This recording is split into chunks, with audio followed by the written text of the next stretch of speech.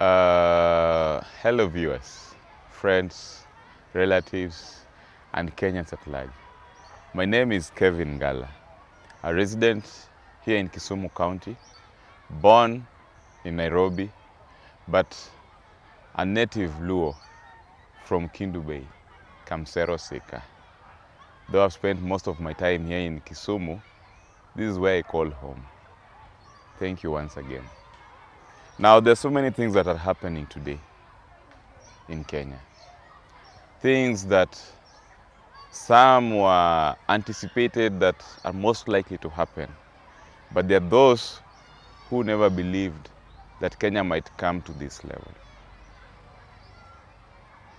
Before 1963, Kenya was one. And our forefathers were fighting for a common goal on how Kenya can achieve its own independence from the colonial power. Unfortunately, their dream never lived to see the light of the day. You'll remember when there was betrayal, political betrayals that took place and brought down what we have that was called Kapenguria 6. The main agenda was lost. Today, we have more than 60 years that has gone down the drain, and we are still fighting the same war. As a Kenyan, I feel that I have the responsibility to come out strong and discuss these issues with the public.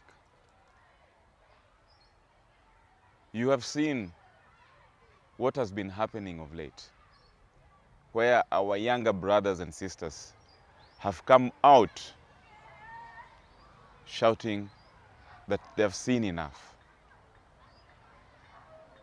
Our younger brothers called the Gen Z. I have participated in this struggle for more than 20 years, but I have never seen anything like this before. And firstly, I wish to congratulate my brothers and sisters of the Gen Z for the fact that they have woken up. We have been in this struggle as the millennia, but has never seen the light. And whatever it is that you're doing today as the millennia, we are coming out to support you in this struggle, and that we make sure you succeed. Because it's not about the Gen Z, it is not about the millennia, it is not about our forefathers, but it is now about the future. How will our children find Kenya? How will our grandchildren find Kenya? How will our great-great-grandchildren find Kenya? If it is this hard with us right now, how will Kenya look like in the next 10, 20 years to come? I wish to thank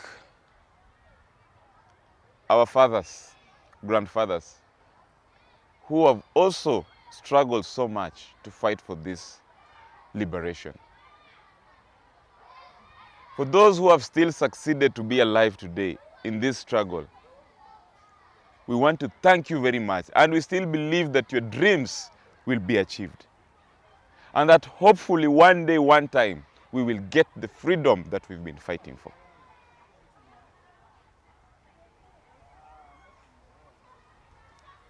The problem we've had in Kenya, to start with, has been corruption. The decisions that our leaders are making are totally corrupt. When they go into office, the way they manage or govern this country is pure corruption. And you are aware where we are coming from, the old dark days of the Kano and Nyayo era, where there was nobody who was allowed to echo his voice. Today, we speak with a lot of freedom because of our fathers. Because of what they fought for, some died along the line. And today we can speak freely. And therefore, I am here to speak, and that every Kenyan who have the same like mind to come out and speak. We'd rather die on our feet than die on our knees. My condolences to the families of the younger boys and girls who are shot in the line of duty fighting for this nation. My condolences to our heroes who've also succumbed to death fighting and struggling to see a better Kenya. We have not forgotten you. And so far so good. We are in the right direction. They say that 2 steps forward, 1 step backward is not a loss. And sometimes you might lose, but you win by losing on the other hand. We look like losers whenever Kenyans come out to make a decision, their own independent decision. Some aliens come from nowhere to distort what we have decided, and they laugh at us like losers. Eventually today, those who are seen as losers have carried the day. We are yet to reach there, that we believe that if we are united as a people, we are going to succeed.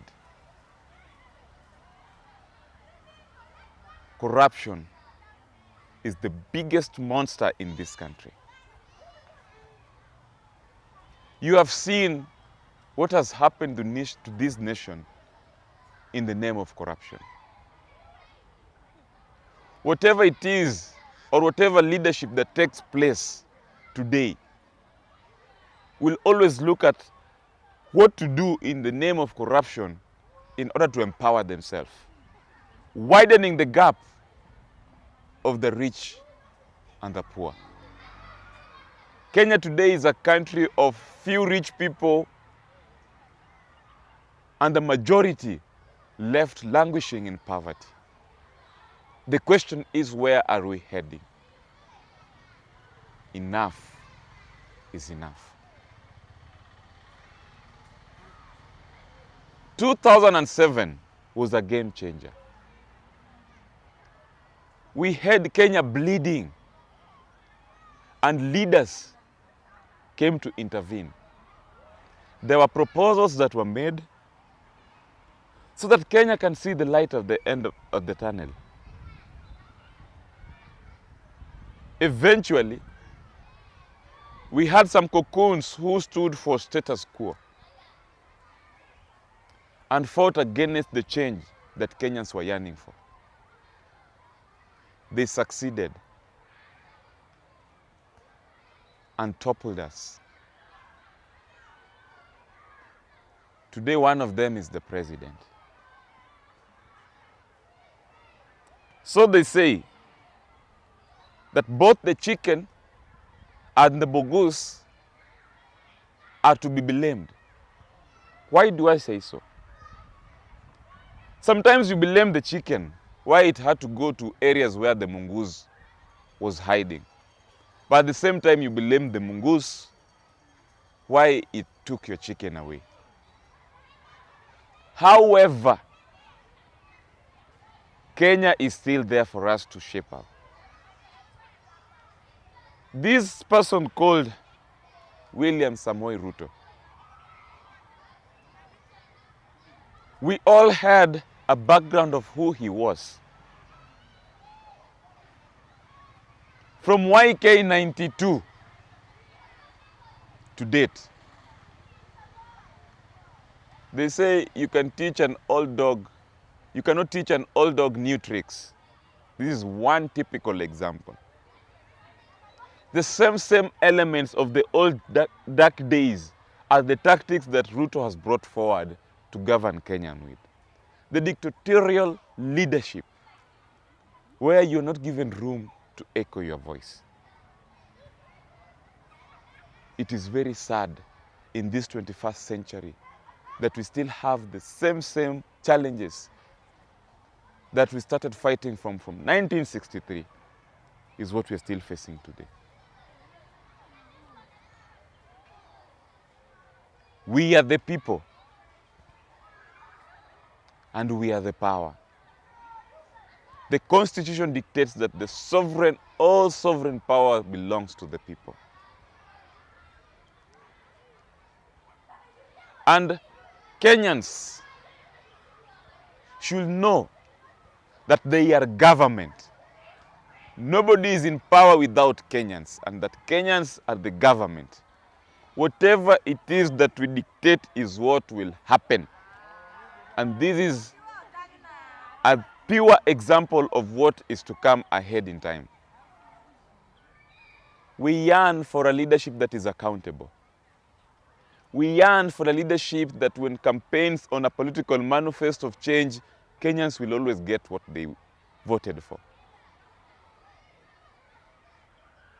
All this time, we knew that all the political manifesto, everything that Ruto was campaigning for, was magic, was a miracle. There's so many things that Ruto campaigned on in his political manifesto. Unfortunately, the same youths supported him for this. But we are saying all is not lost. Where is the problem? Kenyans are frustrated and angered in the state of living conditions that we are forced to survive in. The environment that we are in is not friendly. The cost of living is so high that even our children are surviving. An innocent child. Why should our children survive? We live in an environment where you wake up in the morning, go to work,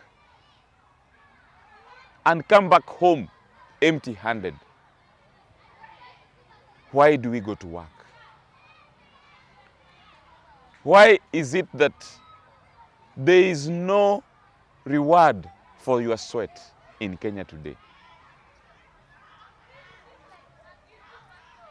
That is what the problem is, and we must come out strongly and make sure that all is done perfectly for the future of our children and for us who are still existing. We have lost so many leaders who stood with the truth. And we are saying we are still going to stand with the truth. For the truth will set us free. Deep down in my heart, I'm one of the victims of bad leadership. At some point, I thought that being a leader will make me come out strong to help my people. Eventually, I lost. Because sometimes these rogue leaders are a reflection of the society. We need to change our ways of thinking. The same rogue leaders are leaders that we elected into power.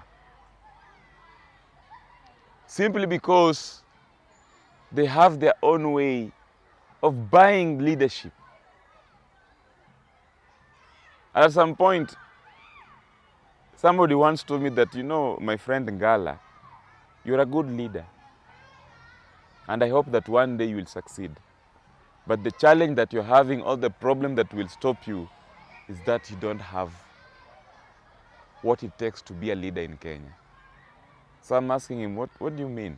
Yes, my friend, you must have money in order to be a leader in this country. Unfortunately, I didn't have that money. I didn't lose hope, because at some point in my heart I said, leadership is not about being elected. Leadership is inborn. And that is why I have been in the front line of all these demonstrations, of all these ideologies that will one day bring Kenya to shine as a trophy. Kenya, my motherland. We are not turning our back for Kenya. Mr. Ruto,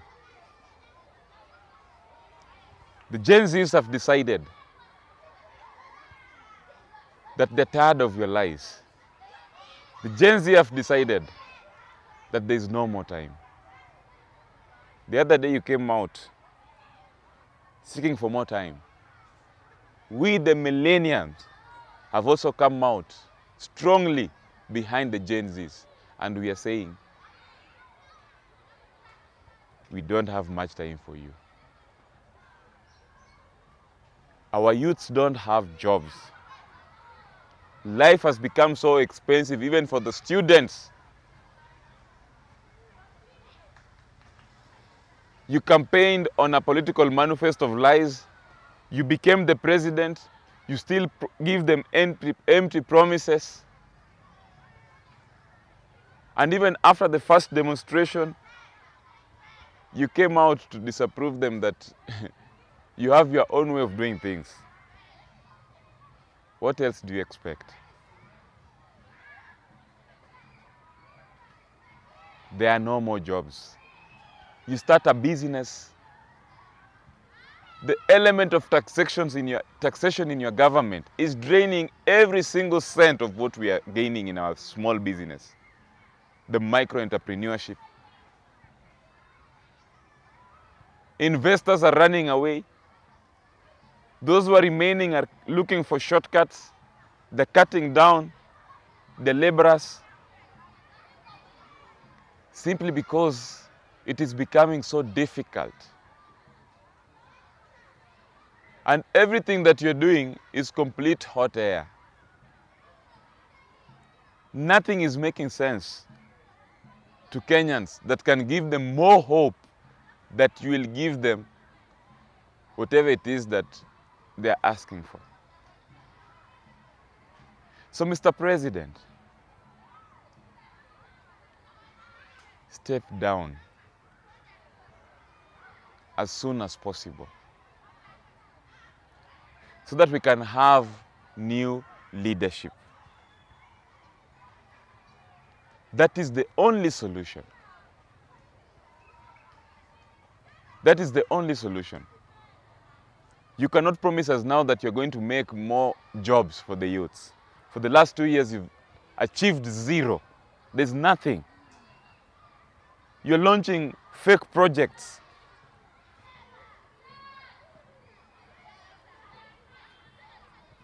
There is the element of contracts that should be discussed.